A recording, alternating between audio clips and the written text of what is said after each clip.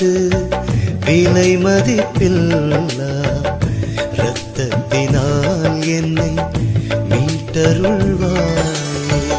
இயேசுவே உமது விலை மதிப்பில்லா இரத்தத்தினால் என்னை மீட்டருள்வாயே. இயேசுவே உமது விலை மதிப்பில்லா இரத்தத்தினால் என்னை மீட்டருள்வாய். இயேசுவின் திருவுடல் திருரத்த வணக்க மாதம் 14ஆம் நாள்.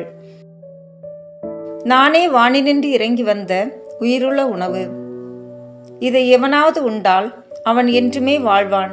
நான் அளிக்கும் உணவு உலகம் உய்வதற்காக பலியாகும் என் தசையே. யாருக்கும் கிடைக்காத பாக்கியம் கிடைக்க வரம் பெற்றோர்கள் நாம். கடவுளையே வாங்கும் பேறு பெற்றோர்கள் நாம். உயிருள்ள கடவுளையே உணவாக உட்கொள்ளும் பாக்கியம் பெற்றோர்கள் நாம். இந்த ஒப்புயர்வான உன்னத உணவான திவ்ய நற்கருணையை உண்ணுமுன் கொஞ்சமாவது இன்று நான் நற்கருணை உண்ண முழு தகுதி பெற்றிருக்கிறேனா என்று யோசிக்கிறோமா? பெரும்பாலும் ஒரு சடங்காக, ஒரு வழக்கமாக பூசைக்கு சென்றால் நன்மை வாங்க வேண்டும். ஒருவேளை நான் இன்று நன்மை எடுக்கவில்லை என்றால் பக்கத்தில் இருப்பவன் நான் ஏதோ பாவம் செய்துவிட்டு வந்திருக்கிறேன் என்று நினைத்து விடுவானே? கூடாது. அதுதான் இப்போது ஃபாதர்ஸே சொல்லிட்டாங்க. அதனால் கைகளில் வாங்குவதுதான் டீசன்ட் என்று நினைத்து கரங்களில் வாங்குவது. திவ்ய நற்கருணை நாதரே, கரங்களில் வாங்குவோரே, நாளை ஆண்டவர் உங்களிடம் கேட்க இருக்கும் கேள்விகளுக்கு இப்போதே தயாராகி கொள்ளுங்கள். எல்லாரும் முக்கியம், எல்லாமும் முக்கியம் இறைவனை தவிர. அவர்தான் பேசுவதே இல்லையே. அதனால் பக்கத்தில் பேசுபவர்களுக்கு முக்கியத்துவம் கொடுப்போம். கரவொலி எழுப்புவோம், வேடிக்கை பார்ப்போம். இவன் எப்போது பேசுவான், இவன் எப்போது பேசுவான் என்று காத்திருந்து காத்திருந்து சலிப்படைந்து மனமுடைந்து அவர் உன்னை விட்டு விலகும்போது, ஐயையோ இயேசுவை மறந்தே விட்டேனே என்று நினைக்கும் போது அவர் உன்னை விட்டு வெகு தூரம் சென்றிருப்பார். அவரை நெருங்கும் முன் வாழ்க்கையே கூட முடிந்துவிடும். இது தேவையா? ஆண்டவர் இயேசு நம் உள்ளத்தில் எழுந்தருளிய பின் திவ்ய மாதாவுக்கு கிடைத்த வாய்ப்பு நமக்கு கிடைக்கிறது என்பதை யாரும் மறக்க வேண்டாம். மாதாவுக்காவது ஒரு முறைதான் கிடைத்தது. நமக்கு ஒவ்வொரு திருப்பலியிலும் கிடைக்கிறது. ஆனால் இந்த வாய்ப்புகளை தவறவிட்டு பராக்கு பார்த்தால் நமக்கு எல்லாம் கிடைக்கும் நேரம் அது நம்மவரை வாழ்த்திவிட்டு நமக்கு தேவையானவைகளையும் பெற்றுக்கொள்ளும் நேரம் இது. இந்த பரலோக நேரத்தை வீணடிக்கலாமா? எல்லாரையும் எல்லாவற்றையும் ஒதுக்கிவிட்டு மனம் திரும்பி நல்ல பாவ சங்கீர்த்தனம் செய்து நற்கருணை வாங்குவோம். தகுந்த தயாரிப்போடு ஆண்டவரை வாங்குவோம். நம் மனதுக்குள் வரும் இறைவன் அசிங்கப்படக்கூடாது, வேதனைப்படக்கூடாது, துயரப்படக்கூடாது. மாறாக சந்தோஷப்பட வேண்டும். அன்பின் தேவ நற்கருணையிலே அழியா புகழோடு வாழ்பவரே, அன்பு பாதையில் வழிநடந்தே அடியோன் வாழ்ந்திட துணை செய்வீர். திவ்ய நற்கருணை நாதர் வானினின்று இறங்கி வந்த உணவு நானே. நமக்காக வானினின்று இறங்கி வந்த உயிருள்ள உணவிற்கு நாம் என்ன தருகிறோம்? தன்னையே தந்த தெய்வத்திற்காக நாம் என்ன செய்கிறோம்? மலரினை நான் தந்தேன், அவர் மனதினை கேட்டு நின்றார். உள்ளதை நான் தந்தேன், உள்ளத்தை கேட்டு நின்றார் என்று உருகி உருகி பாடிவிட்டு அவர் நமக்குள் வரும்போதும் வந்த பின்னும் அவரை ஏதோ வாங்க வேண்டும் என்று வாங்கிவிட்டு நம்முடைய கவனத்தை மற்ற விஷயங்களுக்கு திருப்பி விடுகிறோம். நாம் நம் தெய்வத்திடம் பாடல் பாடி வேறு அவரை ஏமாற்றுகிறோம் என்பது நிதர்சனமான உண்மை. நமக்குள் வந்த நம் ஆண்டவரை கவனிக்காமல், அவரை மதிக்காமல், அவரிடம் பேசாமல் நாம் மற்ற விஷயங்களுக்கு நம் செவியையும் கண்களையும் திறந்து வைத்தல் முறையா? நம் வீட்டுக்குள் பிரதம மந்திரி வந்தவுடன் அவரை கண்டுகொள்ளாமல் வேறு யாரிடமோ எதையோ பேசி கொண்டிருந்தால் எப்படி இருக்கும்? அவர் நம்மிடம் எதிர்பார்ப்பது ஒரு 10-15 நிமிடங்கள் தானே.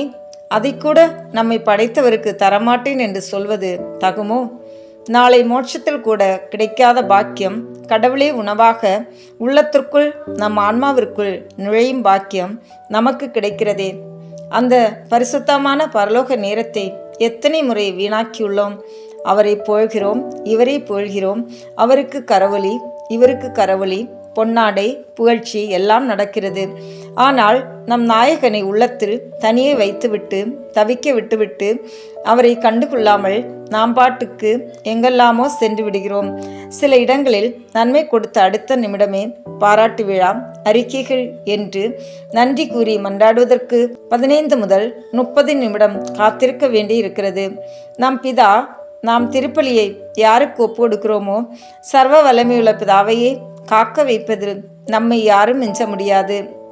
நீ அப்படியே இரும், எங்களுக்கு 1008 முக்கியமான வேலை இருக்கிறது, அதுதான் எங்களுக்கு முக்கியம், நீர் இல்லை என்பது போல் நடந்து கொள்வது சரியா? அவரை விட வேறு என்னங்க முக்கியம்?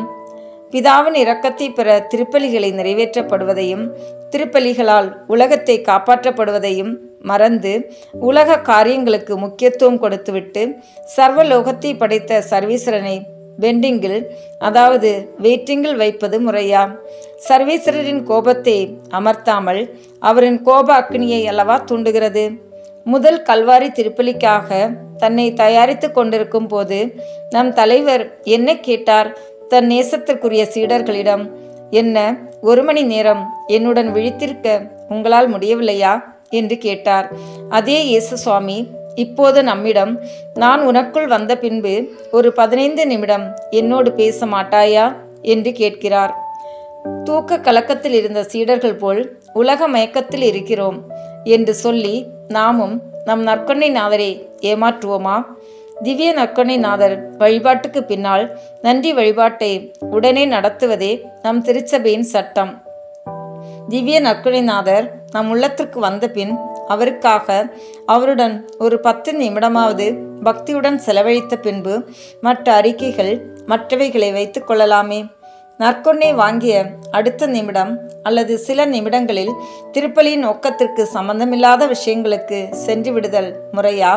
அல்லது நன்றி வழிபாட்டையாவது முடித்துவிட்டு சொல்லலாமே.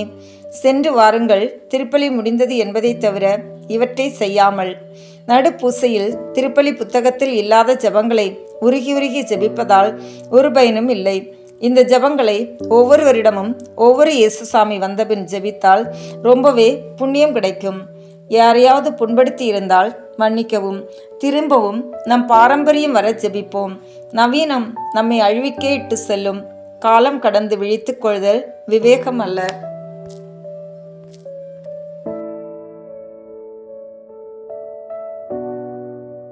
தந்தை, மகன், தூய ஆவியின் பெயராலே ஆமென். நம்பிக்கை அறிக்கை. விண்ணகத்தை மண்ணகத்தில் படைத்த எல்லாம் வல்ல தந்தையாகிய கடவுளை நம்புகின்றேன். அவருடைய ஒரே மகனாகிய நம் ஆண்டவர் இயேசு கிறிஸ்துவை நம்புகின்றேன். இவர் தூய ஆவியாரால் கருவுற்று கன்னி மரியாவிடமிருந்து பிறந்தார். போதிய குலத்தின் அதிகாரத்தில் பாடுபட்டு சிலுவையில் அறையப்பட்டு இறந்து அடக்கம் செய்யப்பட்டார். பாதாளத்தில் இறங்கி 3ஆம் நாள் இறந்தோரிடமிருந்து உயிர் தெழுந்தார். விண்ணகத்திற்கு எழுந்தருளி எல்லாம் வல்ல தந்தையாகிய கடவுளின் வலப்பக்கத்தில் வீற்றிருக்கின்றார். அங்கிருந்து வாழ்வோருக்கும் இறந்தோருக்கும் தீர்ப்பு வழங்க வருவார். தூய ஆவியாரை நம்புகின்றேன். புனித கத்தோலிக்க திருஅவையை நம்புகின்றேன். புனிதர்களின் உறவு ஒன்றிப்பை நம்புகின்றேன். பாவ மன்னிப்பை நம்புகின்றேன். உடலின் உயிர்ப்பை நம்புகின்றேன். நிலை வாழ்வை நம்புகின்றேன். ஆமென். விண்ணுலகில் இருக்கிற எங்கள் தந்தையே, உமது பெயர் தூயது என போற்ற பெறுக. உமது ஆட்சி வருக. உமது திருவுளம் விண்ணுலகில் நிறைவேறுவது போல மண்ணுலகிலும் நிறைவேறுக. எங்கள் அன்றாட உணவை இன்று எங்களுக்கு தாரும். எங்களுக்கு எதிராக குற்றம் செய்வோரை நாங்கள் மன்னிப்பது போல எங்கள் குற்றங்களை மன்னியும். எங்களை சோதனைக்கு உட்படுத்தாதேயும், தீமையிலிருந்து எங்களை விடுவித்தருளும். ஆமென். அருள் நிறைந்த மரியே வாழ்க. ஆண்டவர் உம்முடனே, பெண்களுக்குள் ஆசி பெற்றவர் நீரே. உம்முடைய திருவயிற்றின் கனியாகிய இயேசுவும் ஆசி பெற்றவரே.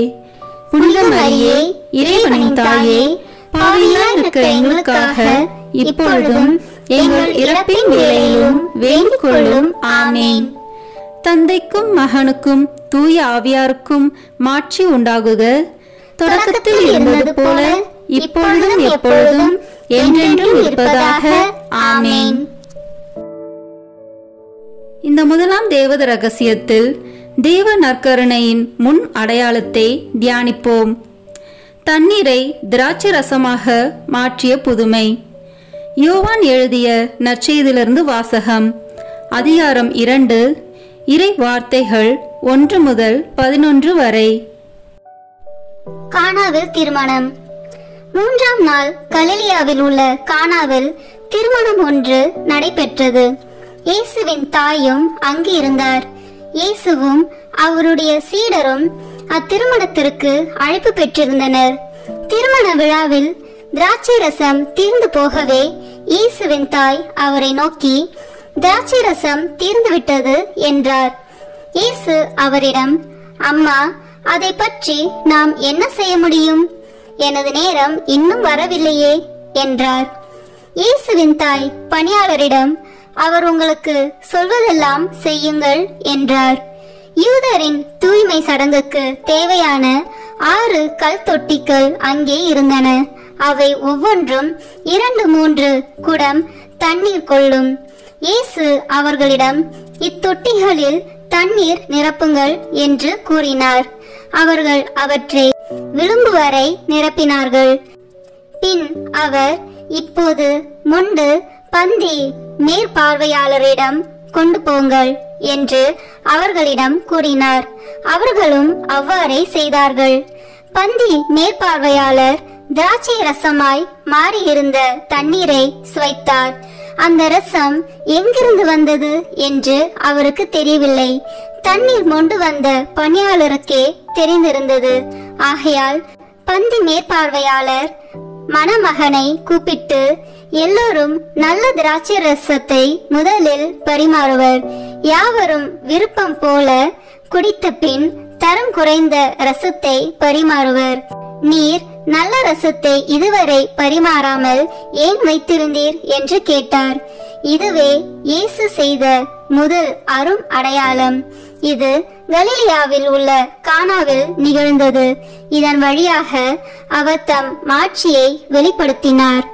அவருடைய சீடரும் அவரிடம் நம்பிக்கை கொண்டனர். ஆண்டவரின் அருள்வாக்கு. இறைவனுக்கு நன்றி. இதிலிருந்து நாம் கடைபிடிக்க வேண்டிய புண்ணியம், பங்கேற்பு மற்றும் ஈடுபாடு. விண்ணுலகில் இருக்கிற எங்கள் தந்தையே, உமது பெயர் தூயது என போற்ற பெறுக. உமது ஆட்சி வருக. உமது திருவுளம் விண்ணுலகில் நிறைவேறுவது போல மண்ணுலகிலும் நிறைவேறுக.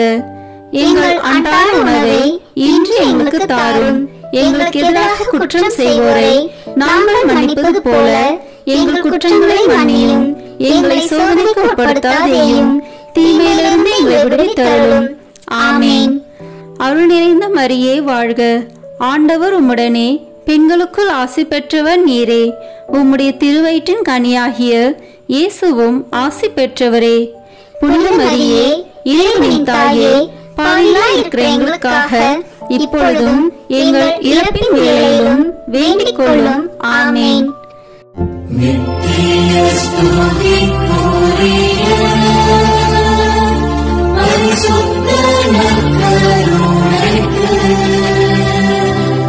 பக்தியாய் ஆராதனை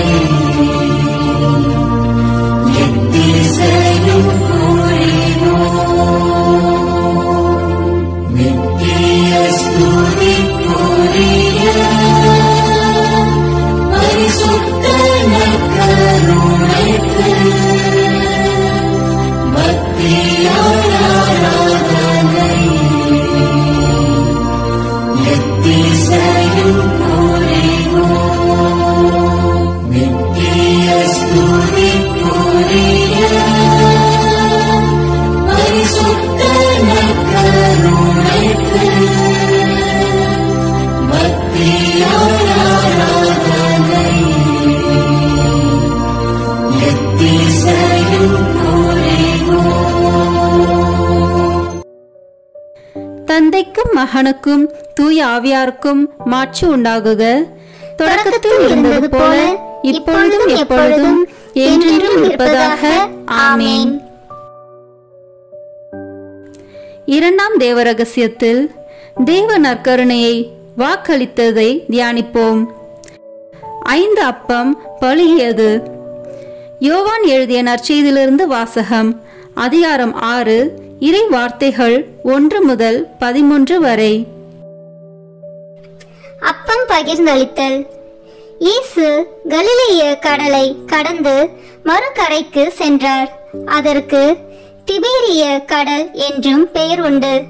உடல் நலம் அற்றோருக்கு அவர் செய்து வந்த அரும் அடையாளங்களை கண்டு மக்கள் பெருந்திரளாய் அவரை பின்தொடர்ந்தனர்.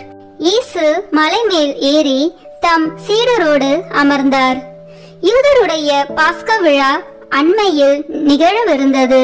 இயேசு நிமிர்ந்து பார்த்து மக்கள் பெருந்திரளாய் அவரிடம் வருவதைக் கண்டு, இவர்கள் உண்பதற்கு நாம் எங்கிருந்து அப்பம் வாங்கலாம் என்று பிலிப்பிடம் கேட்டார். தாம் செய்ய போவதை அறிந்திருந்தும் அவரை சோதிப்பதற்காகவே இக்கேள்வியை கேட்டார்.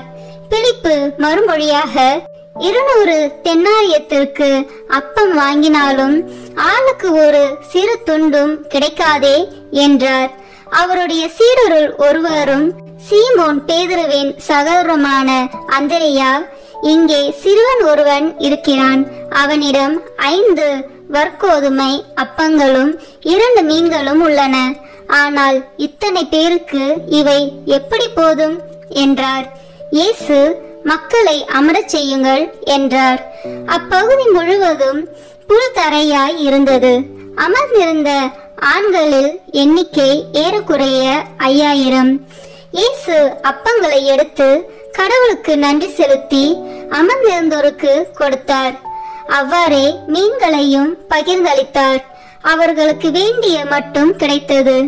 அவர்கள் வயிறார உண்டபின், ஒன்றும் வீணாகாதபடி எஞ்சிய துண்டுகளை சேர்த்து வையுங்கள் என்று தம் சீடரிடம் கூறினார். மக்கள் உண்டபின் 5 வற்கோதுமை அப்பத்திலிருந்து எஞ்சிய துண்டுகளை சேர்த்து சீடர்கள் 12 கூடைகளில் நிரப்பினார்கள். ஆண்டவரின் அருள்வாக்கு. இறைவனுக்கு நன்றி. இதிலிருந்து நாம் கடைபிடிக்க வேண்டிய புண்ணியம் பகிர்வு. விண்ணுலகில் இருக்கிற எங்கள் தந்தையே, உமது பெயர் தூயது என போற்ற பெறுக. உமது ஆட்சி வருக. உமது திருவுளம் விண்ணுலகில் நிறைவேறுவது போல மண்ணுலகிலும் நிறைவேறுக. எங்கள் அன்றாட உணவை இன்று எங்களுக்கு தாரும். எங்களுக்கு எதிராக குற்றம் செய்வோரை நாங்கள் மன்னிப்பது போல எங்கள் குற்றங்களை மன்னியும். எங்களை சோதனைக்கு உட்படுத்தாதேயும், தீமையிலிருந்து எங்களை விடுவித்தருளும். ஆமேன். அருள் நிறைந்த மரியே வாழ்க. ஆண்டவர் உம்முடனே, பெண்களுக்குள் ஆசி பெற்றவர் நீரே. உம்முடைய திருவயிற்றின் கனியாகிய இயேசுவும் ஆசி பெற்றவரே. புனித மரியே, இறைவனின் தாயே, பாவிகளாய் இருக்கிற எங்களுக்காக இப்பொழுதும் எங்கள் இறப்பின் வேளையிலும் வேண்டிக் கொள்ளும். ஆமேன். நித்திய ஸ்துதிக்குரிய பரிசுத்த நற்கருணைக்கு பக்தியாய் ஆராதனை எத்திசையும் புரிவோம். நித்திய ஸ்துதிக்குரிய பரிசுத்த நற்கருணைக்கு பக்தியாய் ஆராதனை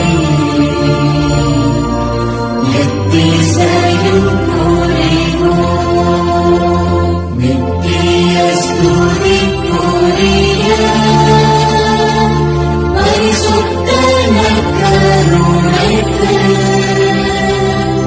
பக்தியாய் ஆராதனை எத்திசையும் புரிவோம். தந்தைக்கும் மகனுக்கும் தூய ஆவியாருக்கும் மாட்சி உண்டாகுக. தொடக்கத்தில் இருந்தது போல இப்பொழுதும் எப்பொழுதும் என்றென்றும் இருப்பதாக. ஆமேன்.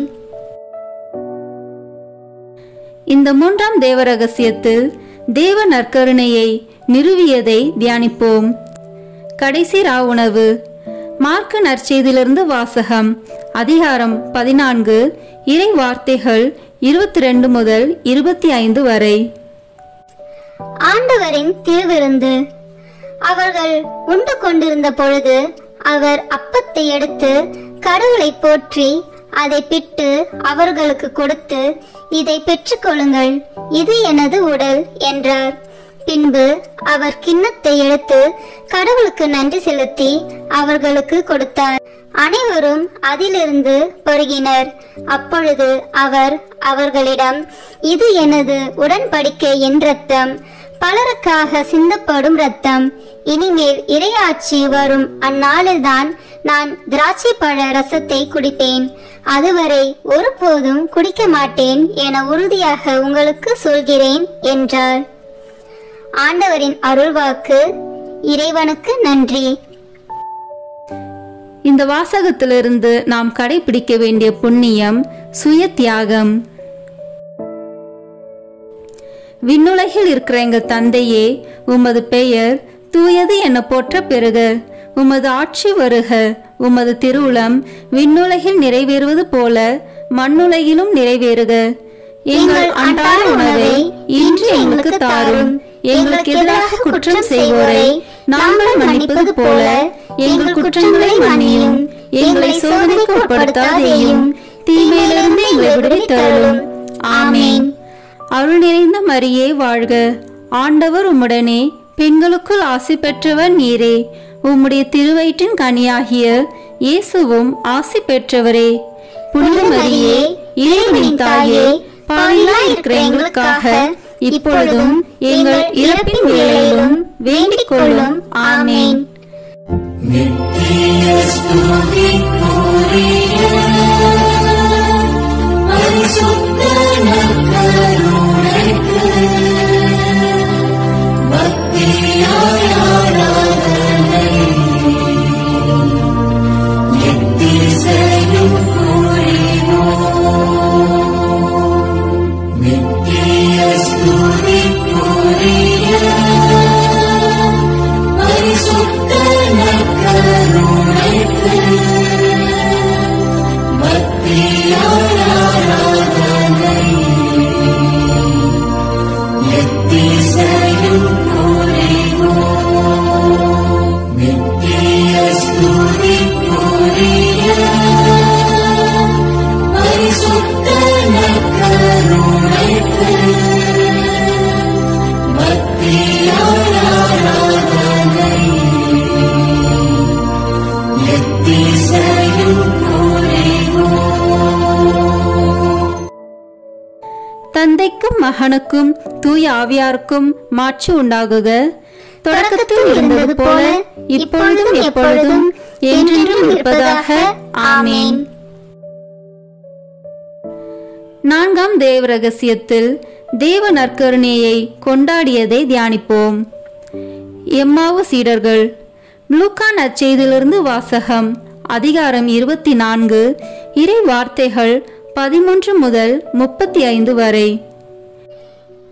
எம்மாவு வழியில் சீடரை சந்தித்தல். அதே நாளில் சீடர்களுள் இருவர் எருசலேமிலிருந்து ஏறத்தாழ 12 கிலோமீட்டர் தொலைவில் உள்ள ஓர் ஊருக்கு சென்று கொண்டிருந்தனர். அவ்வூரின் பெயர் எம்மாவு. அவர்கள் இந்நிகழ்ச்சிகள் அனைத்தையும் குறித்து ஒருவரோடு ஒருவர் உரையாடிக் கொண்டே சென்றார்கள். இப்படி அவர்கள் உரையாடிக் கொண்டும் வினவிக் கொண்டும் சென்ற போது இயேசு நெருங்கி வந்து அவர்களோடு நடந்து சென்றார். ஆனால் அவர் யார் என்று அறிந்து உணர முடியாதவாறு அவர்கள் கண்கள் மறைக்கப்பட்டிருந்தன. அவர் அவர்களை நோக்கி, வழி நெடுகிலும் நீங்கள் ஒருவரோடு ஒருவர் பேசிக் கொண்டிருப்பது என்ன என்று கேட்டார். அவர்கள் முகவாட்டத்தோடு நின்றார்கள். அவர்களுள் கிளையோப்பா என்னும் பெயருடைய ஒருவர் அவரிடம் மறுமொழியாக, எருசலேமில் தங்கியிருப்பவர்களுள் உமக்கு மட்டும்தான் இந்நாளில் நிகழ்ந்தவை தெரியாதோ என்றார். அதற்கு அவர் அவர்களிடம், என்ன நிகழ்ந்தது என்று கேட்டார். அவர்கள் அவரிடம், நாசரேத்து இயேசுவை பற்றியே தான் பேசுகின்றோம். அவர் கடவுளுக்கும் மக்கள் எல்லாருக்கும் முன்பாக சொல்லிலும் செயலிலும் வல்ல இறைவாக்கினராக திகழ்ந்தார். அவர் இஸ்ரேலை மீட்கப் போகிறார் என்று நாங்கள் எதிர்பார்த்திருந்தோம். ஆனால் தலைமை குருக்களும் ஆட்சியாளர்களும் அவருக்கு மரண தண்டனை விதித்து சிலுவையில் அறைந்தார்கள். இவையெல்லாம் நிகழ்ந்து இன்றோடு 3 நாட்கள் ஆகின்றன. ஆனால் இன்று எங்களை சேர்ந்த பெண்களுள் சிலர் எங்களை மலைப்புக்குள்ளாக்கினர். அவர்கள் விடியற் காலையில் கல்லறைக்கு சென்றார்கள். அவருடைய உடலை காணாது திரும்பி வந்து வானதூதர்களை கண்டதாகவும் இயேசு உயிரோடு இருக்கிறார் என்று அவர்கள் கூறியதாகவும் சொன்னார்கள். எங்களோடு இருந்தவர்களுள் சிலரும் கல்லறைக்கு சென்று அப்பெண்கள் சொன்னவாறே இருக்க கண்டனர். ஆனால் அவர்கள் இயேசுவை காணவில்லை என்றார்கள். இயேசு அவர்களை நோக்கி, அறிவிலிகளே, இறைவாக்கினர் உரைத்த எல்லாவற்றையும் நம்ப இயலாத மந்த உள்ளத்தினரே, மெசியா நாம் மாட்சி அடைவதற்கு முன் இத்துன்பங்களை பட வேண்டுமல்லவா என்றார். மேலும் மோசே முதல் இறைவாக்கினர் வரை அனைவரின் நூல்களிலும் தம்மை குறித்து எழுதப்பட்ட யாவற்றையும் அவர் அவர்களுக்கு விளக்கினார். அவர்கள் தாங்கள் போக வேண்டிய ஊரை நெருங்கி வந்தார்கள். அவரோ அதற்கு அப்பால் போகிறவர் போல காட்டிக்கொண்டார். அவர்கள் அவரிடம், எங்களோடு தங்கும், ஏனெனில் மாலை நேரம் ஆயிற்று, பொழுதும் போயிற்று என்று கூறி கட்டாயப்படுத்தி அவரை இணங்க வைத்தார்கள். அவர் அங்கு தங்குமாறு அவர்களோடு சென்றார். அவர்களோடு அவர் பந்தியில் அமர்ந்திருந்த போது அப்பத்தை எடுத்து கடவுளை போற்றி பிட்டு அவர்களுக்கு கொடுத்தார். அப்போது அவர்கள் கண்கள் திறந்தன. அவர்களும் அவரை அடையாளம் கண்டு கொண்டார்கள். உடனே அவர் அவர்களிடமிருந்து மறைந்து போனார். அப்போது அவர்கள் ஒருவரை ஒருவர் நோக்கி, வழியிலே அவர் நம்மோடு பேசி மறைநூலை விளக்கும் போது நம் உள்ளம் பற்றி எரியவில்லையா என்று பேசிக்கொண்டார்கள். அந்நேரமே அவர்கள் புறப்பட்டு எருசலேமுக்கு திரும்பி போனார்கள். அங்கே 11 அவர்களோடு இருந்தவர்களுள் குழுமியிருக்க கண்டார்கள். அங்கிருந்தவர்கள், ஆண்டவர் உண்மையாகவே உயிருடன் எழுப்பப்பட்டார், அவர் சீமோனுக்கு தோற்றம் அளித்துள்ளார் என்று சொன்னார்கள். அவர்கள் வழியில் நிகழ்ந்தவற்றையும் அவர் அப்பத்தை பிட்டு கொடுக்கும்போது அவரை கண்ணுணர்ந்து கொண்டதையும் அங்கிருந்தவர்களுக்கு எடுத்துரைத்தார்கள். ஆண்டவரின் அருள்வாக்கு. இறைவனுக்கு நன்றி. இந்த வாசகத்திலிருந்து நாம் கடைபிடிக்க வேண்டிய புண்ணியம் தோழமை. விண்ணுலகில் இருக்கிற எங்கள் தந்தையே, உமது பெயர் தூயது என போற்ற பெறுக. உமது ஆட்சி வருக. உமது திருவுளம் விண்ணுலகில் நிறைவேறுவது போல மண்ணுலகிலும் நிறைவேறுக. எங்கள் அன்றாட உணவை இன்று எங்களுக்கு தாரும். எங்களுக்கு எதிராக குற்றம் செய்வோரை நாங்கள் மன்னிப்பது போல எங்கள் குற்றங்களை மன்னியும். எங்களை சோதனைக்கு உட்படுத்தாதேயும், தீமையிலிருந்து எங்களை விடுவித்தருளும். ஆமேன். அருள் நிறைந்த மரியே வாழ்க. ஆண்டவர் உம்முடனே, பெண்களுக்குள் ஆசி பெற்றவர் நீரே. உம்முடைய திருவயிற்றின் கனியாகிய இயேசுவும் ஆசி பெற்றவரே. புனித மரியே, இறைவனின் தாயே, பாவிகளாய் இருக்கிற எங்களுக்காக இப்பொழுதும் எங்கள் இறப்பின் வேளையிலும் வேண்டிக் கொள்ளும். ஆமேன். நித்திய ஸ்துதிக்குரிய பரிசுத்த நற்கருணைக்கு பக்தியாய் ஆராதனை எத்திசையும் புரிவோம். நித்திய ஸ்துதிக்குரிய பரிசுத்த நற்கருணைக்கு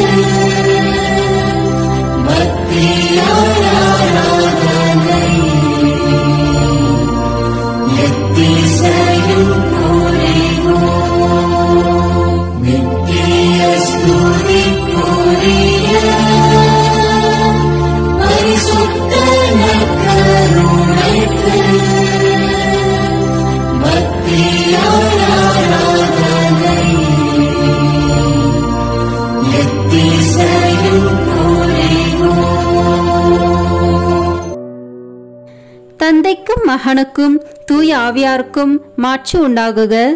தொடக்கத்தில் இருந்தது போல இப்பொழுதும் எப்பொழுதும் என்றென்றும் இருப்பதாக.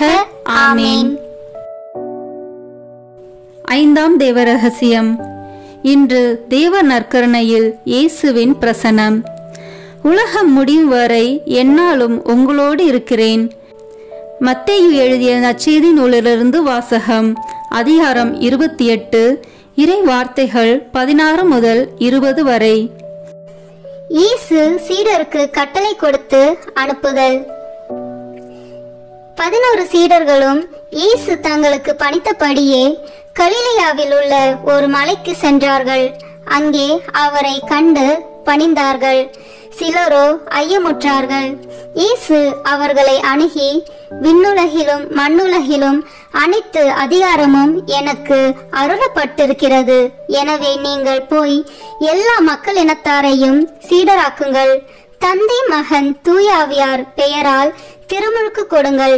நான் உங்களுக்கு கட்டளையிட்ட யாவையும் அவர்களுக்கு கடைபிடிக்கும்படி கற்பியுங்கள். இதோ உலக முடியும் வரை எந்நாளும் நான் உங்களுடன் இருக்கின்றேன் என்று கூறினார். ஆண்டவரின் அருள்வாக்கு. இறைவனுக்கு நன்றி. இதிலிருந்து நாம் கடைபிடிக்க வேண்டிய புண்ணியம் சேவை. விண்ணுலகில் இருக்கிற எங்கள் தந்தையே, உமது பெயர் தூயது என போற்ற பெறுக. உமது ஆட்சி வருக. உமது திருவுளம் விண்ணுலகில் நிறைவேறுவது போல மண்ணுலகிலும் நிறைவேறுக. எங்கள் அன்றாட உணவை இன்று எங்களுக்கு தாரும். எங்களுக்கு எதிராக குற்றம் செய்வோரை நாங்கள் மன்னிப்பது போல எங்கள் குற்றங்களை மன்னியும். எங்களை சோதனைக்கு உட்படுத்தாதேயும், தீமையிலிருந்து எங்களை விடுவித்தருளும். ஆமேன். அருள் நிறைந்த மரியே வாழ்க. ஆண்டவர் உம்முடனே, பெண்களுக்குள் ஆசி பெற்றவர் நீரே. உம்முடைய திருவயிற்றின் கனியாகிய இயேசுவும் ஆசி பெற்றவரே. புனித மரியே, இறைவனின் தாயே, பாவிகளாய் இருக்கிற எங்களுக்காக இப்பொழுதும் எங்கள் இறப்பின் வேளையிலும் வேண்டிக் கொள்ளும். ஆமேன். நித்திய ஸ்துதிக்குரிய பரிசுத்த நற்கருணைக்கு பக்தியாய் ஆராதனை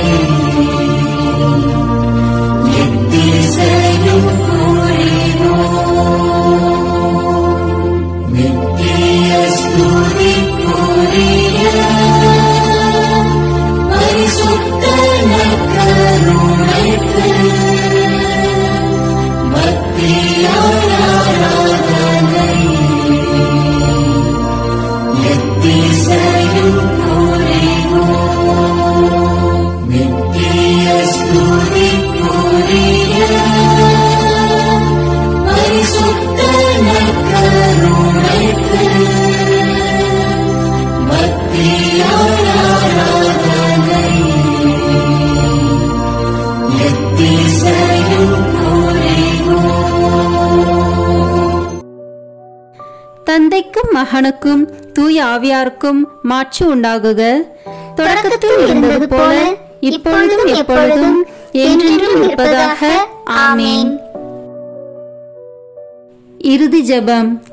நற்கருணை மாதாவே, ஆமேன். உம்முடைய வார்த்தையின்படியே எனக்கு ஆகட்டும் என்று சொல்லி நற்கருணை நாதரை பெற்றுக்கொண்டவரே, காடு மலை என்று பாராமல் எலிசபெத் அம்மாளுக்கு உதவி செய்ய நற்கருணை நாதரை சுமந்து கொண்டு விரைந்து சென்றவரே, உலகம் மீட்பு பெறுவதற்காக நற்கருணை நாதரை ஈன்றவரே, காலமெல்லாம் நற்கருணை நாதரை தியானித்து கடவுளை புகழ்ந்து கல்வாரி மலைக்கு ஆண்டவர் இயேசுவோடு பலியாகி தேவ நற்கருணையாக மாறியவரே, நாங்களும் உயிருள்ள தேவ நற்கருணையாக வாழ எங்களுக்காக பரிந்து பேசுவீராக. ஆமீன். சிறிது நேரம் நம்மை முழுமையாக திவ்ய நற்கருணை நாதரிடம் ஒப்பு கொடுத்து தியானித்து ஆராதித்து ஜெபிப்போம். இயேசு கிறிஸ்து பேசுகிறார். ஆத்துமமே, நீ நமக்கு பிரியப்பட்டத்தக்கதாக அநேக காரியங்களை அறிந்திருப்பது அவசரம் அல்ல. நம்மை உருக்கமாய் சிநேகிப்பதே போதும். உன் பிரிய சிநேகத்தோடு சம்பாஷிப்பது போல இப்போது நம்மோடு பேசுவாயாக. யாரை பற்றியாவது நம்மிடத்தில் மனு பேச வேண்டியதுண்டா? உன் உற்றார் உறவின் முறையார் சகோதரர் சகோதரிகளுடைய பேரென்ன? அவர்களின் ஒவ்வொருவருக்கும் நாம் என்ன செய்ய வேண்டுமென்கிறாய்? அவர்களுக்கு வேண்டிய காரியங்களை எல்லாம் நம்மிடத்தில் கேள். ஏனென்றால் தங்கள் சுயநலத்தை மறந்து புறத்தியருடைய நன்மையை நாடி இருக்கிற தயால சர்க்குணமுள்ள ஆத்துமங்கள் நமக்கு மிகவும் பிரியம். எந்த ஏழைக்கு நாம் இரக்கம் செய்ய வேண்டும் என்கிறாய்? அங்கே ஒரு வியாதியஸ்தன் மிகவும் துன்பப்படுகிறதாக நீ பார்த்தாயே, அவன் யார்? எந்த பாவி மனம் திரும்ப வேண்டும் என்று கேட்கிறாய்? யாரோடே இப்போது நீ சமாதானமாய் போக வேண்டும் என்கிறாய்? அவர்களுக்காக இப்போது சற்று நேரம் பக்தியோடு வேண்டிக்கொள். இருதய பற்றுதலோடு ஜெபிக்கப்படும் ஜெபங்களை எல்லாம் கேட்டருள்வோம் என்று நாம் வாக்குறுதியாக திருவுளம் பற்றியிருக்கிறோமே. அப்படியே சிநேகிதர் ஒவ்வொருவருக்காக ஒப்பு கொடுக்கிற ஜெபம் இருதய உருக்கம் அமைந்த ஜெபம் அல்லவா? இதற்கு நாம் இரக்கம் காட்டாமல் இருப்பேனோ? உமக்காக ஏதாவது நன்மை வரப்பிரசாதம் நீ கேட்க வேண்டியதில்லையா? உனக்கு பிரியமானால் உன் ஆத்மத்தில் உள்ள குறைகளை எல்லாம் எழுதி கொண்டு வந்து நமது சமூகத்தில் வாசித்து காட்டு. ஆபாசம், அகந்தை, பொருளாசை, சுயபட்சம், கோழைத்தனம், சோம்பல் முதலிய துர்குணங்கள் மட்டில் நீ எவ்வளவு மனசார்புள்ளவனாய் இருக்கிறாய்? இந்த துர்க்குணங்களை எல்லாம் நீ ஜெயிக்கத்தக்கதாக நாம் உன்னிடத்தில் எழுந்தருளி வந்து உனக்கு உதவி செய்வேன் என்று மன்றாட கடவாய். நிர்பாக்கியமான ஆத்துமமே, வெட்கப்படாதே. ஏனென்றால் முதலில் இப்பேற்பட்ட துர்கணங்களுக்குள்ளாயிருந்த அநேகர் உருக்கமாய் மன்றாடி கேட்டுக்கொண்டபடியால் நமது உதவியை கொண்டு அவர்கள் அந்த குற்றங்களை கொஞ்சம் கொஞ்சமாய் ஜெயித்து ஜெயசீலராகி இப்போது முத்தி முடித்தரித்த அச்சிஷ்டவர்களாக மோட்ச ராஜ்யத்தில் வீற்றிருக்கிறார்கள். புத்தி, ஞானம், தேர்ச்சி, உடல் நலம் முதலிய பிரபஞ்ச நன்மைகளையும் நம்மிடத்தில் கேட்க நீ கூச்சப்படாதே. அவைகளை எல்லாம் நாம் கொடுக்க சித்தமாயிருக்கிறோம். அவைகளால் உன் ஆத்துமம் அதிக பரிசுத்தமாக கூடுமானால் அவைகளை உனக்கு கட்டளையிட்டருள்வோம். ஆத்துமமே, இன்றைக்கு உனக்கு என்னென்ன வேணும்? உனக்கு நன்மை செய்ய நாம் எவ்வளவோ ஆசைப்படுகிறோம். உனக்கு ஓயாத கவலையை உண்டு பண்ணுகிற அலுவல் ஏதாவது உண்டா? அதை நமக்கு விவரமாய் சொல். அந்த அலுவலை பற்றி நீ என்ன நினைக்கிறாய்? அதில் என்னென்ன பிரயோஜனம் வருமென்று நம்பியிருக்கிறாய்? உன் உற்றார் உறவினர் முறையார் பெற்றோர் பெரியோருக்கு பிரியப்படுகிறதற்காக எதை செய்கிறாய்? அதனால் அவர்களுக்கு என்ன நன்மை செய்யலாம் என்று எண்ணியிருக்கிறாய்? நமக்காக நீ ஏதாகிலும் செய்ய மாட்டாயா? உன் உறவின் முறையார் சிநேகிதர் நம்மை மறந்து போகிறார்களே, அவர்களுடைய ஆத்மங்களுக்கு வேண்டிய நன்மை செய்ய உனக்கு மனதில்லையா? எந்த விஷயத்தில் அதிக அக்கறையாய் அல்லது கரிசனத்தோடு உழைத்து வேலை செய்கிறாய்? எந்தெந்த முகாந்தரத்தை பற்றி நீ அதிலே ஓயாத சிந்தனையாயிருக்கிறாய்? அதற்காக நீ பிரயோகித்து கொள்ள நினைக்கும் உபாயங்கள் என்ன? உனது சுக துக்கங்களையும் சலிப்பு சஞ்சலங்களையும் நமக்கு சொல்லி காட்டு. அவற்றின் காரணத்தை உனக்கு விளக்கி காண்பிப்போம். உன் ஏற்பாடு பிரயத்தனங்களில் யாருடைய உதவியை நீ கோரிக்கையாயிருக்கிறாய்? சகல இதயங்களுக்கும் எஜமான் நாம அல்லவா? நமது இஷ்டம் போல் அவைகளை படிப்படியாய் இலகி வசப்படுத்துவோம். உன் கோரிக்கை பிரயத்தனங்களுக்கு உதவியானவர்களை உன் கிட்டே கொண்டு வந்து விடுவோம். ஆத்துமமே, உனக்கு ஏதாவது தொல்லை தொந்தரவுகள் உண்டா? அதன் விவரத்தை நமக்கு வெளிப்படுத்து. நீ ஏன் சலிப்பாயிருக்கிறாய்? உனக்கு கஷ்டி வருவிப்பது யார்? உன்னை நிந்தைக்கு வேதனைப்படுத்தியவர் யார்? உன் அகந்தையை குத்தி காயப்படுத்தினது யார்? அப்படிப்பட்டவர்கள் எல்லாரும் நீ பொறுத்தல் கொடுக்கிறாய் என்றும் அந்த குறைகளை முழுவதும் மறந்து விடுவாய் என்றும் உறுதியாய் சொல்லி அவர்களுக்காக வேண்டிக்கொள். நாமும் உன்னை ஆசீர்வதிப்போம். உனக்கு கலக்கம் வருகிற தந்திர சோதனைகள் ஏதாவது உண்டா? காரணமில்லாத பயம் சில விசை உன் இருதயத்தை கலங்கி அடிக்கிறதா? ஆத்மமே, பயப்படாதே. நமது பேரில் நம்பிக்கையாயிரு. நாம் உன்னிடத்திலிருந்து வாசம் பண்ணுகிறோம். அங்கே நடக்கிற விஷயங்களை எல்லாம் நாம் அறிந்திருக்கிறோம். நாம் உனக்கு உதவி செய்வோம். தைரியமாயிரு. உன் சிநேகிதர் என்று வெறும் பேர் படைத்து குறை பேசி உனக்கு வஞ்சனை செய்கிறவர்கள் உண்டா? அவர்களுக்காகவும் வேண்டிக்கொள். உன் மன ஆறுதலுக்கு அவசரமாகில் அவர்கள் மனதை மாற்றி யதார்த்தவாதிகளாக்குவோம். நமக்கு சொல்லத்தக்கும் சந்தோஷ விசேஷ ஒன்றுமில்லையா? உன்னோடே நாமும் மகிழத்தக்கதாக அந்த விசேஷங்கள் நமக்கு சொல்லக்கூடாதா? நேற்றைய தினம் முதல் உனக்கு நேரிட்ட சந்தோஷ விசேஷங்களை நமக்கு வெளிப்படுத்து.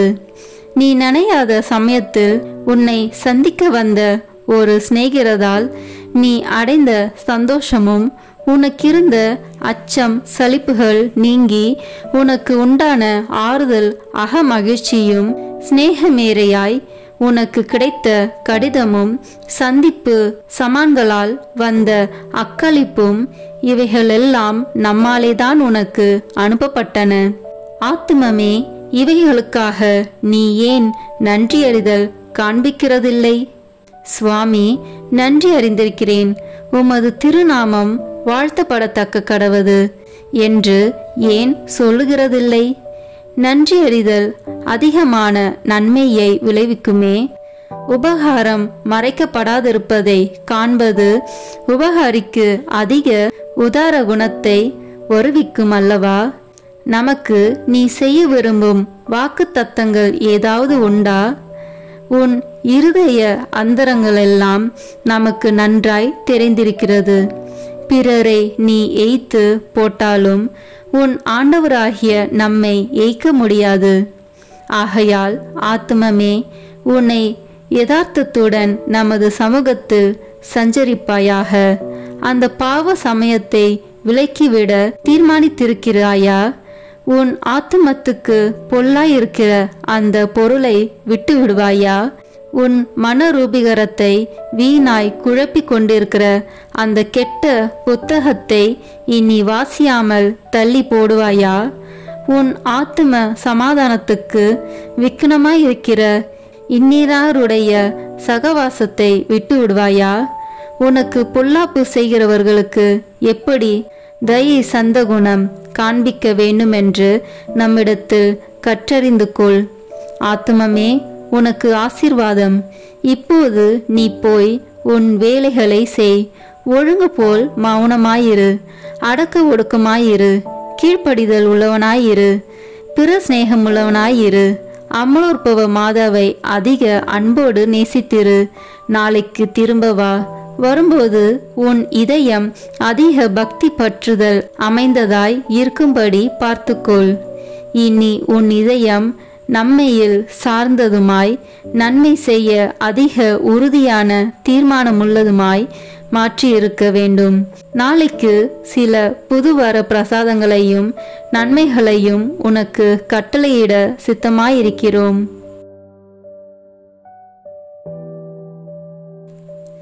ஜெபிப்போமாக. நிகரில்லாத விண்ணக அன்பின் மிகுதினாலே இந்த திவ்ய நற்கருணையில் எழுந்தருளி எங்கள் பீடங்களின் மேல் நிலையாயிருக்கிற இரக்கம் கொண்ட இயேசு கிறிஸ்துவே, என் அன்புக்குரிய மீட்பரே, நீரே என் இறைவன் என்றும் அகிலத்துக்கும் அதிபதியான கடவுளாய் தெய்வம் என்றும் விசுவசித்து நம்பி இப்போது உம்மை மிகுந்த தாழ்ச்சி வணக்கத்துடனே ஆராதிக்கிறேன். திவ்ய நற்கருணையில் இருக்கும் உமக்கு பாவிகள் செய்கிற துரோகங்களை நீர் பாராட்டாமல் எங்கள் மேல் கொண்டிருக்கும் மட்டில்லாத அன்பை குறித்து முழு மனதோடு உமக்கு நன்றி செலுத்துகிறேன். எங்கள் நன்றி கெட்ட தனத்தால் மிகுந்த வேதனைப்பட்ட மகிமையுள்ள விண்ணக திருமகனே, ஆராதனைக்குரிய இந்த அருட்சாதனத்தில் இருக்கிற உமக்கு செய்யப்பட்டதும் இனி செய்யப்படுவதுமாயிருக்கிற துரோகங்களுக்கும் அவமானங்களுக்கும் நிந்தைகளுக்கும் பரிகாரமாக என்னால் இயன்ற மட்டும் பக்தி வணக்கத்தோடும் என் இதயத்தினுள் முழு அன்போடும் உமக்கு ஆராதனை செலுத்துகிறேன். ஓ என் திவ்ய இயேசுவே, முன்னால் நானே பலமுறை உமது சந்நிதியில் வணக்க குறைச்சலாய் நடந்ததற்கும் இறை பக்தியும் அன்பும் இல்லாமல் அசட்டையாய் உம்மை உட்கொண்டதற்கும் நான் படுகிற மிகுதியான வியாகுலத்தையும் உமக்கு எவ்விதமாய் சொல்ல போகிறேன். இரக்கமிகுந்த இறைவா, எங்களுடைய பாவ துரோகங்களை பொறுத்து உமது அளவில்லாத அருளை மட்டும் எங்களுக்கு அளித்தருளும். உமது மட்டற்ற அன்பு விளங்கும் இந்த அருட்சாதனத்தில் உம்மை வணங்கவும் எல்லாருடைய வணக்கத்தையும் உமக்கு வருவிக்கவும் எனக்குள்ள பெரும் ஆசையை ஏற்றுக்கொள்ளும் ஆண்டவரே. உண்மையாகவே வானதூதர்களும் புனிதர்களும் உம்மை அன்பு செய்து போற்றி புகழ்ந்து ஆராதிப்பது போல நானும் என் முழு மனதோடு உம்மை அன்பு செய்து போற்றி புகழ்ந்து ஆராதிக்க ஆசைப்படுகிறேன். மேலும் நான் தெண்டனிட்டு வணங்கி ஆராதிக்கும் உமது விலை மதிப்பில்லாத திரு உடலையும் திரு இரத்தத்தையும் பற்றி நான் இனி திவ்ய நற்கருணையில் உம்மை பயபக்தி வணக்கத்துடனே ஆராதிப்பதாலும் அதை தகுந்த தயாரிப்போடு வாங்கிக் கொள்வதாலும் உமது அருளை அடைந்து என் இறப்புக்கு பின் எல்லா விண்ணவர்களோடும் பேரின்ப பாக்கியத்தில் உம்மை என்றென்றும் தரிசித்து போற்றி புகழ தகுதியுள்ளவனாக்கும்படி எனக்கு அருள் புரிந்தருளும். ஆமேன். எல்லாம் வல்ல இறைவா, உமது திருமகனும் எங்கள் ஆண்டவருமாகிய இயேசு கிறிஸ்து நாங்கள் செய்த பாவங்களுக்கு பரிகாரமாக உமக்கு செலுத்துகிற தியாக திருப்பலியை உமது ஆலயத்திலிருந்தும் விண்ணகத்தில் வீற்றிருக்கிற உமது உன்னதத்திலிருந்தும் பார்த்து எண்ணிறந்த அக்கிரமங்களை பொறுத்தருளும். எங்களுக்காக உயிர் நீத்த எங்கள் மீட்பரும் மனித அவதாரத்தால் எங்கள் சகோதரமாகிய இயேசு கிறிஸ்துவின் திரு இரத்தத்தின் சத்தம் சிலுவையிலிருந்து உம்மை நோக்கி கூக்குரலிடுகின்றது. ஆண்டவரே, எங்கள் மன்றாட்டை கேட்டருளும். ஆண்டவரே, உமது கோபத்தை தனித்தருளும். எங்கள் மேல் உமது அருளை பொழிந்து நன்மை செய்தருளும். என் ஆண்டவரே, அதிக தாமதம் செய்யாதேயும்.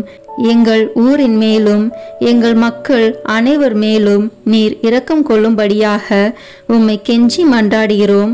ஆமேன்.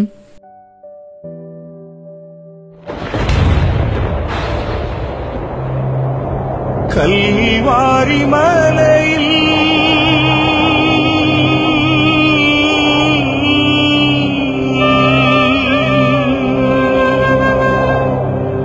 சிந்திய ரத்தத்தால்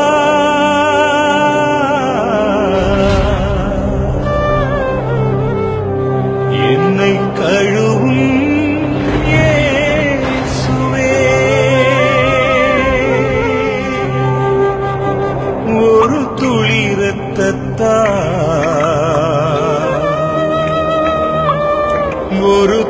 ரத்தத்தால்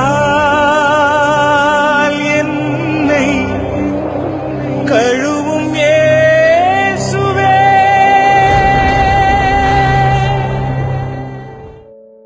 சிலுவையில் இயேசு சிந்தின இரத்தத்தால் சமாதானம் உண்டாகும். கொலோசியர் 1:20 இறைவார்த்தை. இப்போது நாம் இணைந்து இயேசுவின் திரு இரத்தத்தை நோக்கி நம்மை முழுவதும் ஒப்பு கொடுக்கும் ஜெபத்தை சொல்வோம். இயேசுவே, நீ சிலுவையில் சிந்திய வல்லமையான இரத்தம் கொண்டு என் உச்சந்தலையிலிருந்து உள்ளங்கால் வரை அபிஷேகம் செய்யும். இறை இயேசுவே, இப்போது என்னை தீமை பாவம், சோதனை, தீயவனின் தாக்குதல்கள், சூனியங்கள், இருளின் பயம், மனித வார்த்தையின் பயம், நோய், சந்தேகம், கோபம் மற்றும் விருப்பப்படாத எல்லா நாசங்களிலிருந்தும் விடுதலை செய்யும். ஆபத்துக்கள், விபத்துகளிலிருந்து என்னை பாதுகாத்தருளும். இப்போது நான் உமது பரிசுத்த இரத்தத்தின் முழு பாதுகாப்பினை அடைந்துவிட்டேன் என்பதை நினைத்து நான் உம்மை துதிக்கிறேன். இயேசுவின் பரிசுத்த இரத்தமே எம்மை காத்தருளும். இயேசுவின் தூய இரத்தமே பரிசுத்த மனசாட்சியை தாரும். இயேசுவின் தூய இரத்தமே வார்த்தையான தேவனே எங்களை காத்தருளும். இயேசுவின் தூய இரத்தமே எங்கள் ஆழ் மனதை பரிசுத்தப்படுத்தும். இயேசுவின் தூய இரத்தமே மனதில் உள்ள கெட்ட சிந்தனைகளை தூய்மைப்படுத்தும். இயேசுவின் தூய இரத்தமே அவிசுவாசியின் வார்த்தைகளை எடுத்து மாற்றும். இயேசுவின் தூய இரத்தமே மனதில் உள்ள பய உணர்வுகளை கழுவும். இயேசுவின் தூய இரத்தமே உடல் உறுப்பில் உள்ள காம உணர்ச்சிகளை கழுவும். இயேசுவின் தூய இரத்தமே தலைமுறைகளில் உள்ள பாவ சாபங்களை கழுவும். இயேசுவின் தூய இரத்தமே குற்ற உணர்வுகளை கழுவி மாற்றும். இயேசுவின் தூய இரத்தமே நான் கருவறையில் உருவான நேரத்தில் உண்டான எல்லா எதிர் அனுபவங்களை கழுவி பரிசுத்தப்படுத்தும். ஆமீன். இயேசுவின் இரத்தத்தால் நம்மை கழுவும் ஜெபம். இயேசுவே, எங்களுக்காக கல்வாரியில் நீர் சிந்திய உம்முடைய விலையேற பெற்ற திரு இரத்தத்தினால் எங்கள் குடும்பத்தில் இருக்கின்ற ஒவ்வொருவரையும் கழுவும். எங்கள் வீடுகளில் இருக்கின்ற ஒவ்வொரு பொருட்களிலும் உம்முடைய இரத்த துளிகளை தெளித்து வையும். எங்கள் வீடுகளின் தரைகளிலும் சுவர்களிலும் கூரைகளிலும் உம்முடைய இரத்தத்தை தெளியும். எங்கள் வீடுகளை சுற்றிலும் நிலங்களின் எல்லைகளை சுற்றிலும் உம்முடைய இரத்தத்தை தெளித்து வைத்து உமது காவல் தூதர்களை எங்களுக்கு துணையாக நிறுத்தி வையும். எங்களுக்கு எதிராக செய்யப்படும் எந்த ஒரு காரியமாக இருந்தாலும் மாயத்தந்திர சக்திகள், சாத்தானின் ஏவுதல்கள், பில்லி சூனிய கட்டுக்கள் மற்றும் ஆபத்துக்கள், விபத்துக்கள், அவமானங்கள், நோய்கள், பிற தேவைகள் அனைத்திலும் எங்களை பாதுகாத்து வழிநடத்தும். நாங்கள் செல்லுகின்ற வழிகளில் எல்லாம், சென்றடைகின்ற ஒவ்வொரு இடங்களில் எல்லாம் உம்முடைய இரத்த துளிகளை தெளித்து வைத்து எங்களுக்கு முன்னும் பின்னும் வலமும் இடமும் உமது பிரசன்னத்தால் வழிநடத்தும். இதுவரை எங்களை பாதுகாத்து வந்த தேவன் இனி வரும் நாட்களிலும் எங்களை பாதுகாத்து வழிநடத்தும்படி ஜெபிக்கிறோம். இயேசுவின் பெயரால் ஆமேன். தந்தை, மகன், தூய ஆவியின் பெயராலே ஆமேன். இந்த வீடியோ உங்களுக்கு பிடிச்சிருக்குன்னா லைக், ஷேர், கமெண்ட் பண்ணுங்க. மறக்காம சப்ஸ்கிரைப் பட்டன் பிரஸ் பண்ணுங்க. தேங்க்யூ.